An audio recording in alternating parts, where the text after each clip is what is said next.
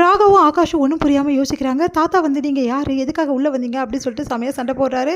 உடனே பாட்டி வந்து என்ன நினச்சிட்டு இருக்கீங்க நீங்கள், நைட்டு தானே வந்து இவங்களை கூட்டிகிட்டு வந்தீங்க அப்படின்னோடனே, நைட்டு நான் கூட்டிகிட்டு வந்தேனா, எனக்கு யாரும் தெரியாது அப்படின்னு, என்ன தாத்தா இப்படி பண்ணுறீங்க, நீங்கள் தானே நைட்டு கூட்டின்னு வந்தீங்க தாத்தா அப்படின்றாங்க.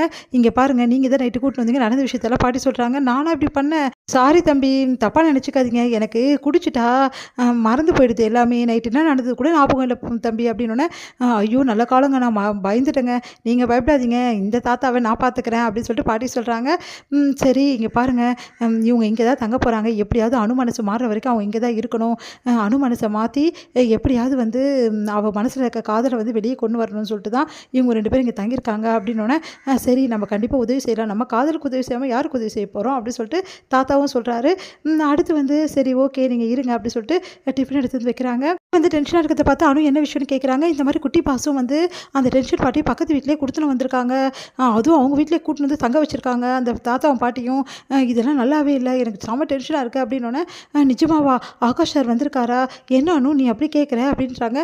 இல்லை இல்லை எல்லோரும் வந்திருக்காங்களான்னு சொல்லிட்டு கேட்டேன் அப்படின்னோன்னா, ஆமாம் அந்த டென்ஷன் பாட்டி பக்கத்து வீட்டிலே இருக்காரு, எனக்கு ரொம்ப டென்ஷனாக இருக்குது, சரி விடு அவங்க இருந்தால் இருந்துட்டு போட்டோம், நம்ம மனசுனா மாறவா போகுது அப்படின்னு சொல்லிட்டு அனு சொல்கிறாங்க.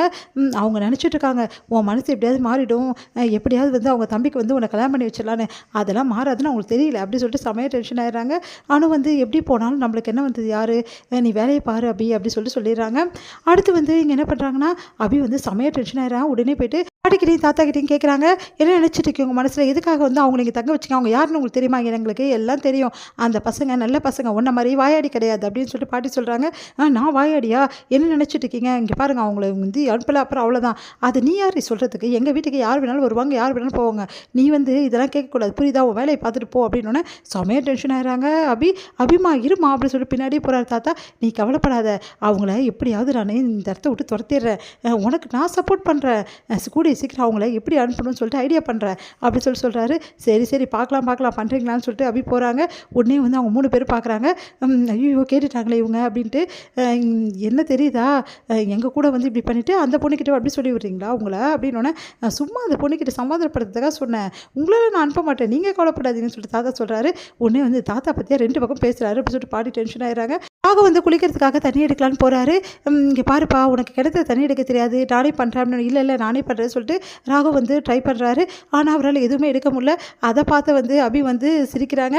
ஒரு தண்ணி கூட எடுக்க முடியல அப்படின்னு சொல்லிட்டு தேங்காய்லாம் எடுத்து உரிச்சிட்ருக்காங்க. நான் உரிக்கிறேன் பாட்டி அப்படின்னு சொல்லிட்டு ராக வந்து பண்ணுறாரு.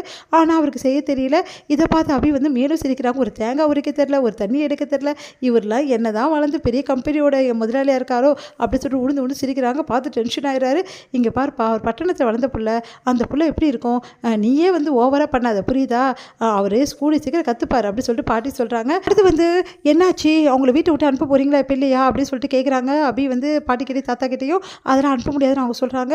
உடனே ராகம் வந்து என்ன நினச்சிட்டு இருக்க, சும்மா வீட்டை விட்டு அனுப்ப சொல்லிட்டு இருக்க, உன் வீட்டில் நாங்கள் இருக்கோம், இங்கே பாரு எப்படியாவது வந்து அணு மனசில் இருக்க காதலை வெளியே கொண்டு வந்து என் தம்பியும் அணுவும் நான் சேர்த்து வைக்காமல் இந்த இடத்த விட்டு நான் போகவே மாட்டேன், இந்த ஊரை விட்டு நான் போக மாட்டேன் புரியுதா அப்படின்னு. அதுவும் நடக்குதான்னு பார்க்கலாம், என் அக்கா மனசில் ஒன்றும் குட்டி பாஸ் கிடையாது, அதை நாங்கள் பார்த்துக்குறோம், ஓ வேலை என்னமோ அதை போய் பாரு அப்படி சொல்லிட்டு திட்டி விடுறாங்க. அப்படி டென்ஷன் ஆகிட்டு அங்கே வந்து போகிறாங்க.